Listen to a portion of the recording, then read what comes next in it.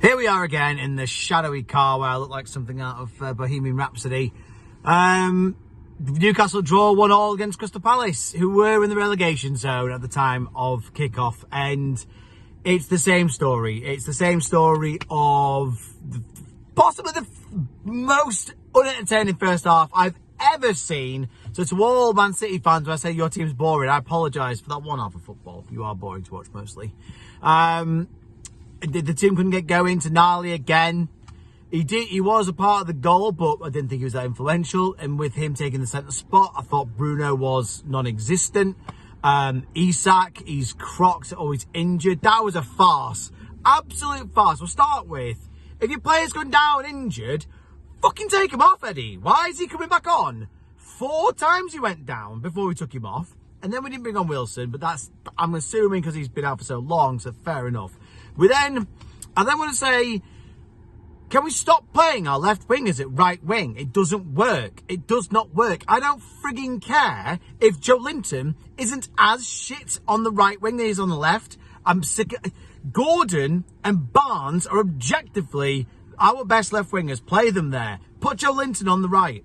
Do it. Just or off the pitch. Because we're not getting the best out of Gordon. We're not getting the best out of Barnes anymore. Because he's not scoring his worldies. Isak off injured, but I've not been impressed with him all season, to be honest. And that's about summarising the first half. We're not pressing anymore. We scored a great goal. A really good goal. Well worked by Hall, Tonali with his one good pass. And then Gordon whipping it across. And it was poetic justice that...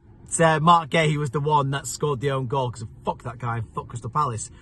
But then it was, I haven't seen the statistics, but I can't remember a shot. I don't think we had a shot on goal from memory, and that summarises everything. When your midfield isn't controlling the game, when your opposition are not bothered that you've got possession, we had most of the ball.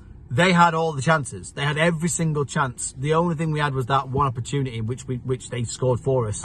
And we are going to huff and puff our way to 10th this season, and it's just not good enough. Last season Eddie Howe had the excuses of injuries. This season he's got an excuse of not buying the right players. But when Sean Longstaff doesn't start, we play shit, and that isn't right. That isn't right. And I say it again: why do we buy Sandro Tonali? Today's result's not his fault, but I'm looking at him under the microscope, and every time I'm watching him, I'm not impressed. I'm not seeing anything that warrants the price tag, that warrants a year of him not playing, that warrants us to be patient. I'd sell him in a heartbeat.